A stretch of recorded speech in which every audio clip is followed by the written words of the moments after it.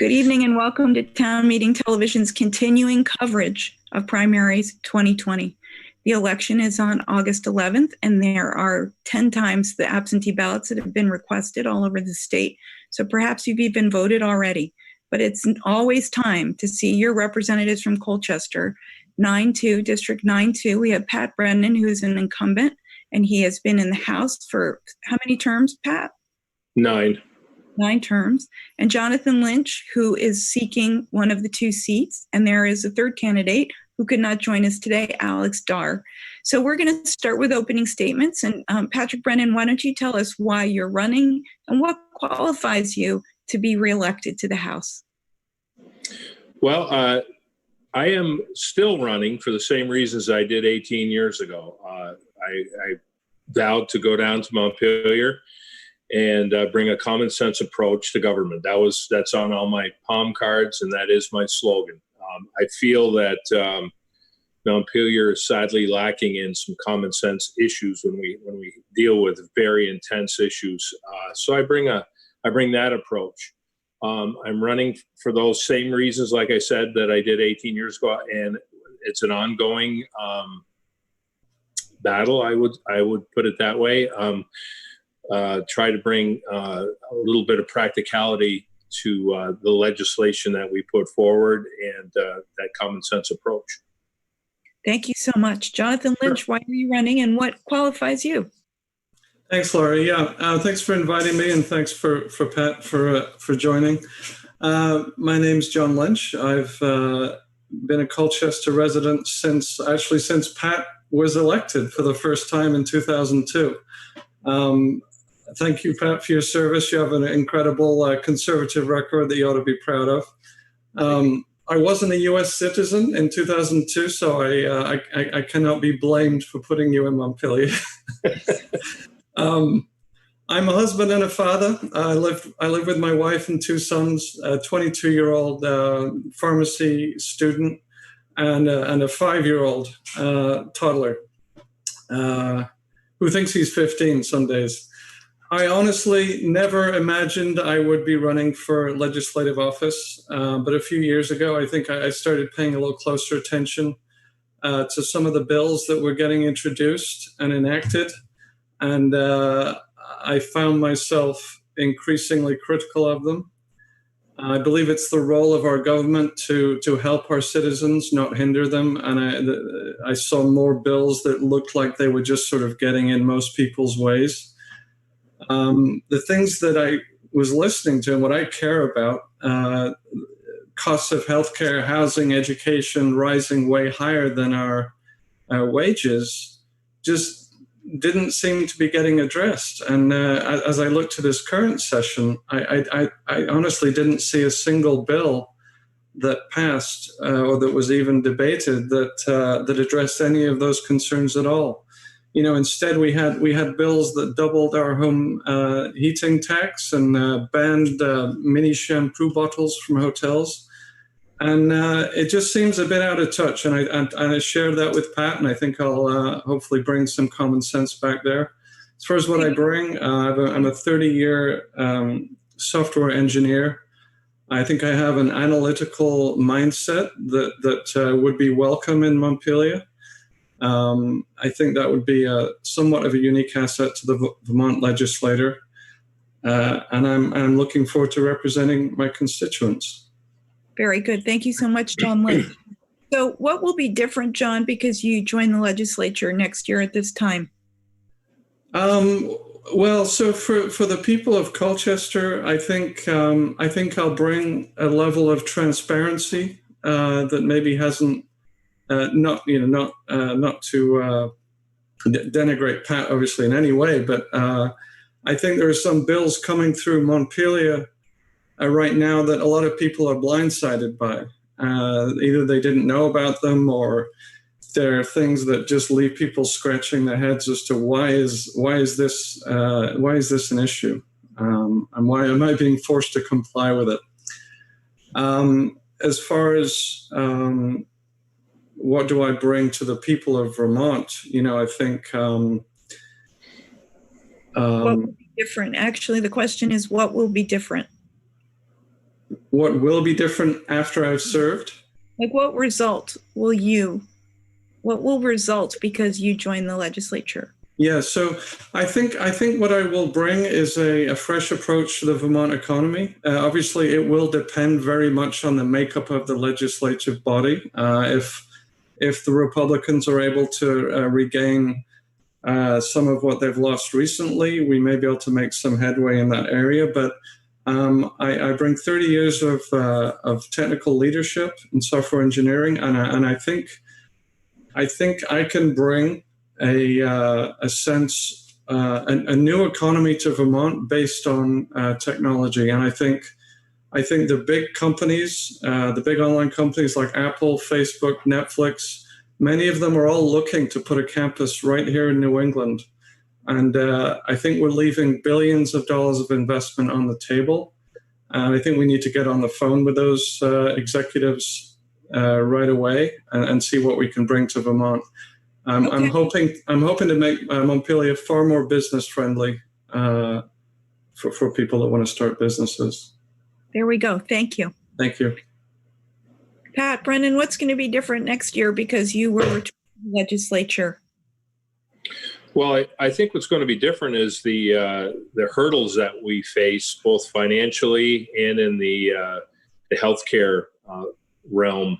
When we get back to business, we're going to face some tremendous holes in funding, in tax dollars that we've taken in over the summer since the COVID started. And I think those hurdles, the main hurdles are going to be the way we fill those holes without burdening the taxpayer.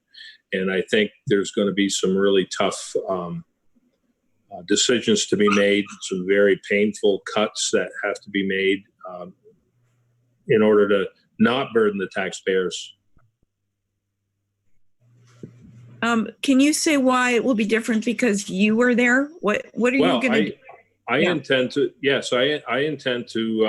bring what I normally bring to the table, a voice of reason. I listen well. I'll work with both sides. I mean, we're not going to get anything done if we don't work together. I think there's not a person in that building that won't agree that some very serious work has to be done in the basically trimming down government.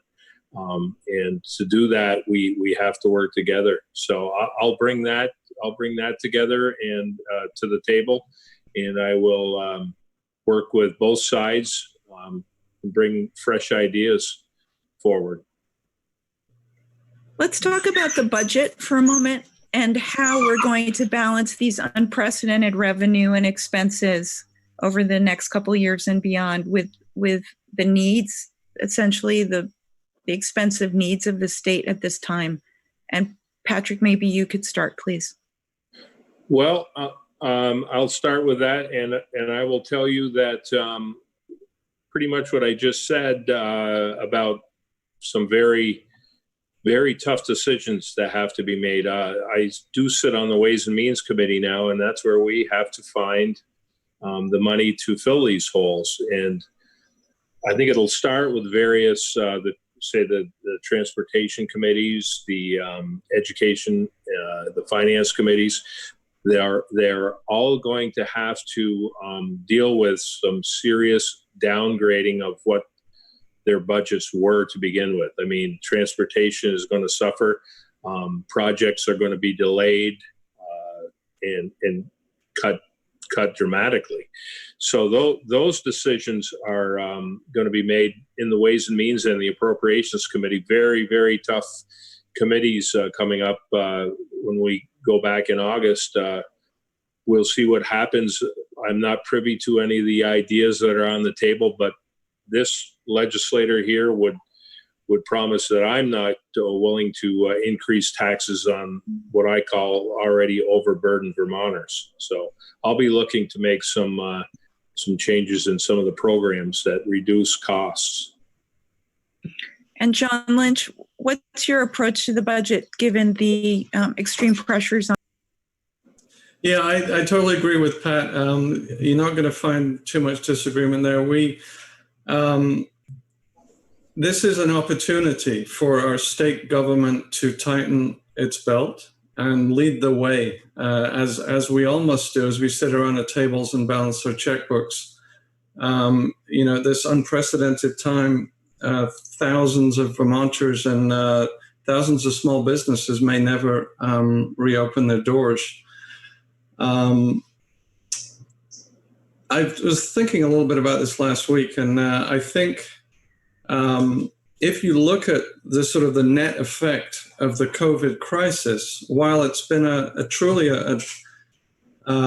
financial crisis for Vermont and Vermont small businesses, it's actually been an incredible windfall for some companies. The likes of Amazon, Netflix, Facebook, Google, their stock charts are off the chart right now. They've actually gained over $1 trillion in market cap as a direct result of COVID. It's been a really huge transfer of wealth and opportunity from particularly smaller states like Vermont to these larger companies that operate for the most part online. So to the extent we do have that budget shortfall, I would like to see us try to recapture some of that from those companies. And I'm not sure how it would work fiscally. Some creativity would be no doubt needed. But I think we could apply some kind of small per transaction fee or cost on transactions with those companies and try to reclaim some of that wealth that's transferred out of Vermont. And then, as Pat said, if there's any still a shortfall, I wouldn't welcome it, but it does seem likely that it would fall on the backs of Vermonters, and it's likely to be to the tune of a sales use tax or a small one-time property tax increase to cover that shortfall. Thank you so much. Can you talk about your approach and your thoughts on the education system K through 12 and how to maintain a high quality system, which also includes compensation, fair compensation for the people that work in the education system? How would you approach this problem, thinking about it? Yeah, so I see the education system, particularly with our state college system. We don't have a declining enrollment because there's a declining need for education. We have a declining enrollment because there's a mismatch between what the colleges are actually providing and what our small businesses and our large businesses, mid-sized businesses, are telling us the skills that they actually need. Can I pause you? Yes. So my question is about K through 12 public education. Sure. Sorry. So regarding the property tax funded education model that we have, yes, and the declining population of people, and the pressures and the sort of the ongoing question about what is the best way to continue to provide high quality education with a student base that's shrinking and costs that are increasing. Yeah, it's very difficult. I mean, that's sort of the million or the $1 billion maybe question right now in Vermont, and it's obviously we have Act 60 and 68, which changed the whole landscape regarding education funding, and which seem unlikely to change based on their foundation and in the Supreme Court decision. We've had Act 46 recently, which was ostensibly to reduce costs, and it doesn't look like that has come to fruition, at least not yet. I think as a legislator, I would look very closely at Act 46, and I would look at some potentially repealing that if it's not working. I don't think the one size fits all approach to K through 12 education is working. I don't think a school in Burlington has the students in Burlington necessarily have the same needs as a student in rural Vermont. So it's a really difficult problem, but definitely we're paying too much for K through 12, and we're not quite getting the results that our kids deserve. So Patrick, thank you very much, John. Patrick, what's your approach to this? I guess it's of education funding. I will say this: in the 18 years I've been there, this has been one of the most frustrating pieces of the puzzle. Every single year that we talk about reforming education, revamping the way we fund education, it's talked about every year. There are high hopes. The committee will get together and discuss it the whole year, and nothing happens. It continues to be, to me, the biggest disappointment. And I'm not going to go out there and tell you that I have the answer. There are minds in that committee that are a lot smarter than me, but it takes a bold step, and it's going to take some bold moves. I think we have to, the late Jim Condon from the village of Colchester had some great ideas. I sit in his seat in Ways, or next to his seat, his old seat in Ways and Means, and he had some great ideas that they just don't seem to listen when they're scary. I mean, you're taking a step off the ledge, and you're taking a chance with some of these. He proposed an income tax at one time. I think anything you do has to be fairly revenue neutral as far as coming out of the taxpayers' pocketbooks. Do I have the answer to solve education financing? No, but I do think the whole system needs a whole revamp. And I look forward to that discussion and voting on some of those issues and participating. But so far in the last few years, I haven't had the chance to see anything that's been put on the table by the committee. All right, well, let's go on to the next tough nut to crack, which is healthcare and providing healthcare under these circumstances. COVID has sharpened our focus on the inequities of delivery. And what do you think is next for healthcare improvements, changes in Vermont? Patrick? Well, Lauren, when I read that possible question, I said, I'm not going to go out and say that there are a bunch of inequities in the healthcare system. I think COVID caught us flat-footed. We've never dealt with an issue like this before, other than the flu, and in our lifetime. So I think we could have handled it a little better had we been prepared. But how do you prepare for an epidemic like this? So I'm going to disagree a little bit that it's an issue and that we weren't, that we were ill prepared for it. I think we've handled it fairly well. You can always do better when you're caught with an issue like this that's, at the outset baffles everyone. But I'm confident that this is a learning experience for us, and folks are working hard for a remedy, for a vaccine, and Do you think that the healthcare system that serves Vermonters is working well, or do you think there should be improvements to it? Well, there's always room for improvement. I think it's working well. Okay. And I do think there's room for improvement. But I think our healthcare system in Vermont is tremendous. And I might be a little prejudiced. My wife is a nurse manager at the medical center. But I see her in action. I see her nurses in action. Doctors I know up there do a fantastic job. I think given a little more, bit more resources and stuff, they could do a better job. But I'm confident we're moving in the right direction, not the other way. Thank you so much. John Lynch, what's your view of Vermont's healthcare system, and is there room for improvement? Yeah, well, as Pat pointed out, the quality of the healthcare system is really second to none. Sure, we were certainly caught a little flat-footed with particularly with PPE availability and so forth. I'm confident with the next pandemic, which hopefully won't be for a while, but I'm confident we won't be caught quite so flat-footed with that. The real issue that I hear people talking about, and I feel myself with healthcare, is cost. I feel the Vermont government could do more to encourage and entice more insurers into Vermont so that they compete on price and give us better options. We're in a situation now where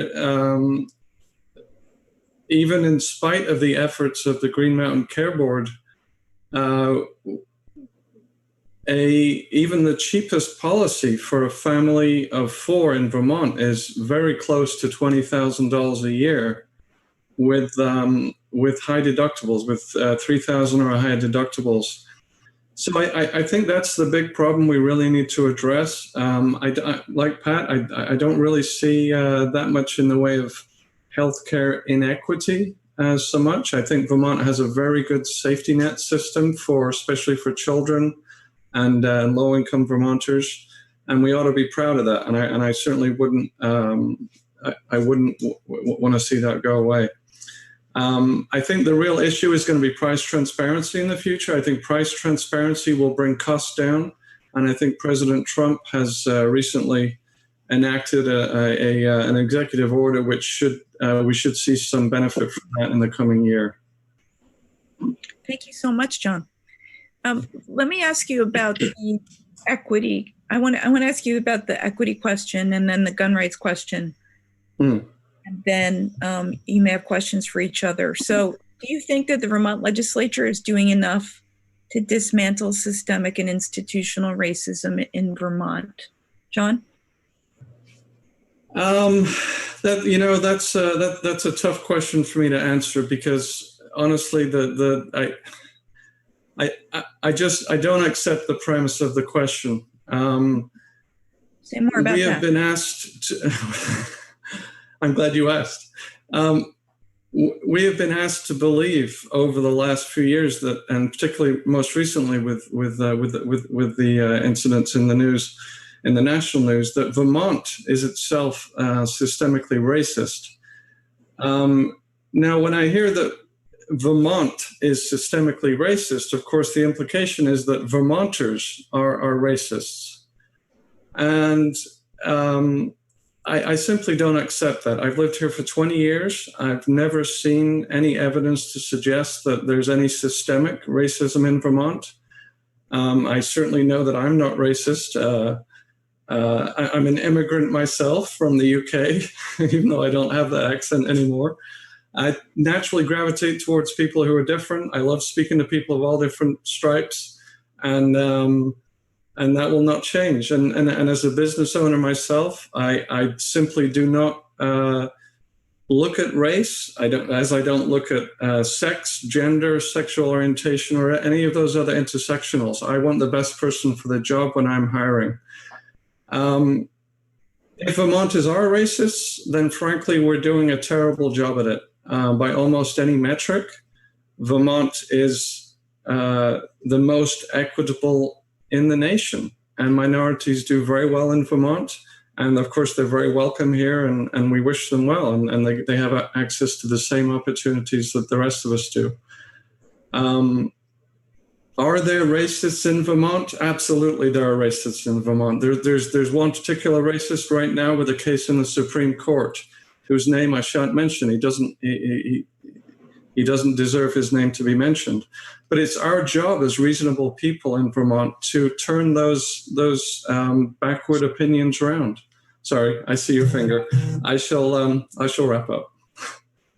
Thank you. It's a conversation. It's a long conversation, so I'm sorry we don't have time to really get further into it. But Patrick, what's your view? Do you think the Vermont legislature is doing enough to dismantle systemic racism and institutional racism in the state? Again, a tough question. I do.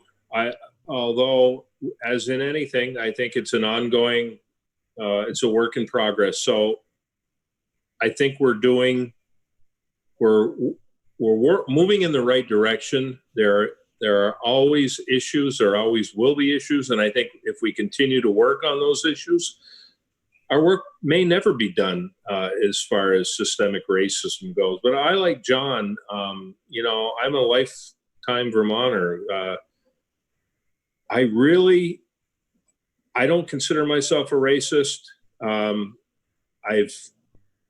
it's just something that never entered my mind. So in that respect, I guess you don't tend to see systemic racism that does exist in Vermont. So I'm willing to entertain all legislation and continue to move forward with legislation and hear it out and listen to it as I do with any bill, and work toward an end that will eliminate that someday, hopefully. Thank you very much. So, Pat, what's your position on gun control legislation, and do you think there should be additional legislation?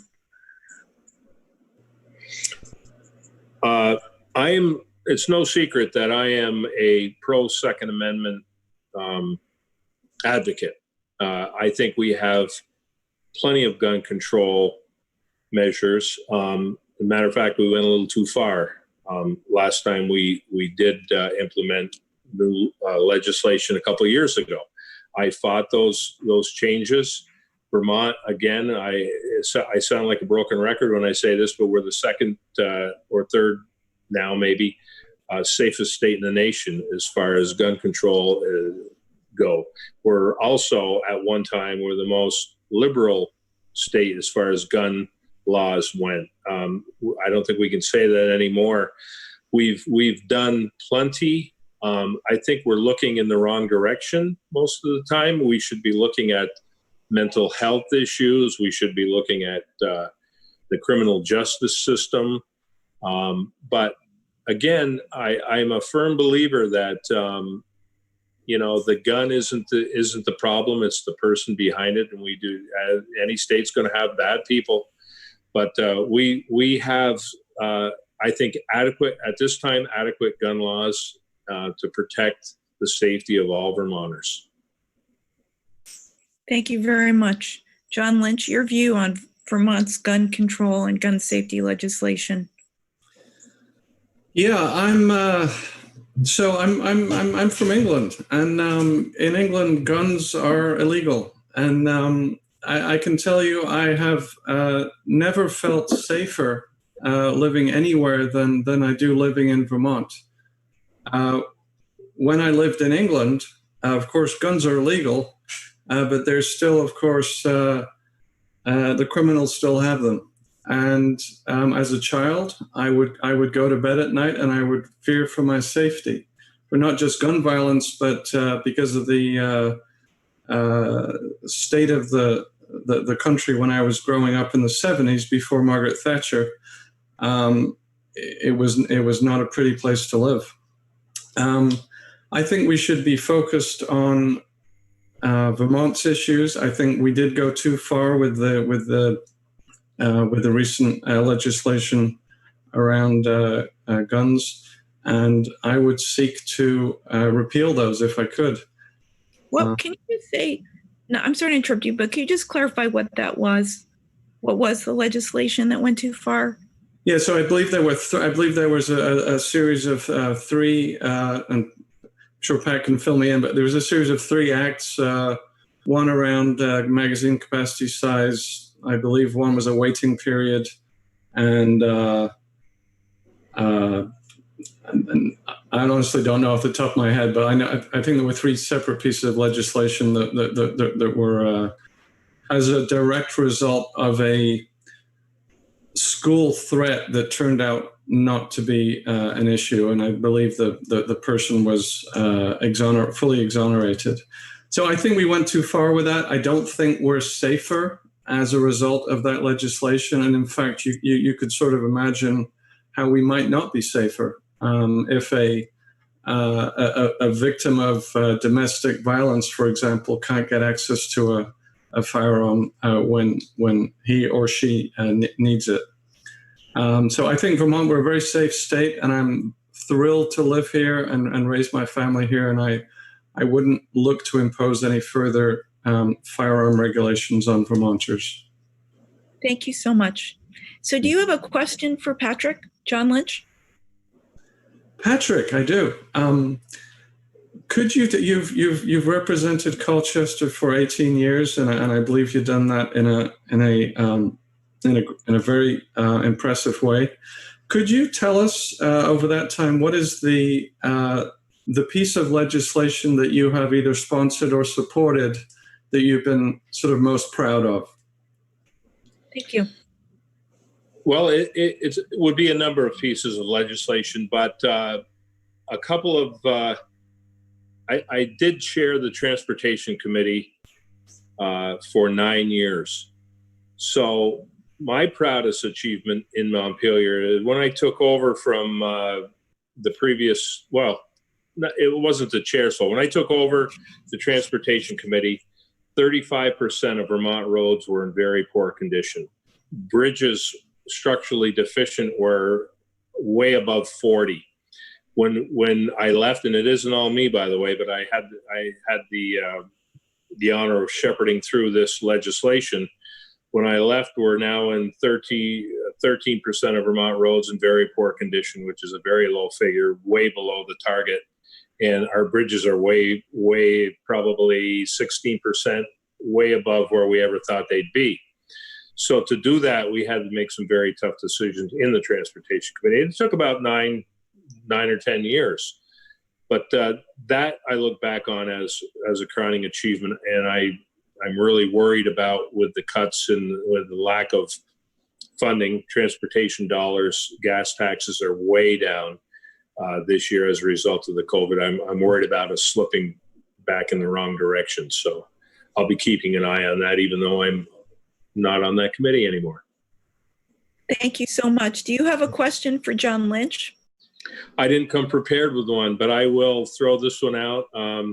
John, I from listening to you talk, I assume that you're a very conservative person, and I would ask you if you would be in favor of filling the gaps that we're going to be facing this year with new taxes. And if so, maybe how far would you go? I would look to, thanks for the question. I'd look to tax revenue, tax incomes, the very last resort. So, I think most Vermonters, I doubt any Vermonter would tell you that our taxes are too low. I think most Vermonters are frankly a little tired of every year seeing their property taxes raised and seeing everything taken out of their paycheck. And thankfully, you were able to stave off the payroll tax that was almost added this year. So no, that would be a last resort as far as I'm concerned. Well, I want to thank you both so much. This has been a fast half hour, and I'm really pleased that you could both join us. We've been talking to two of the three candidates for the Republican primary for state representative for Chittenden District 9-2, which is primarily, well, it's all Colchester, and that the primary elections are happening on August 11th. We've been speaking with Jonathan Lynch and Patrick Brennan. Patrick Brennan is the incumbent, and there are 2 seats, and there's the third candidate, Alex Darr. So don't forget to vote, whether it's absentee or on the spot. And don't forget to stay tuned here to Town Meeting Television's continuing coverage of primary elections 2020. And thank you very much to our guests. Thanks for joining us. Thank you. Thanks for having us. Thank you, Pat.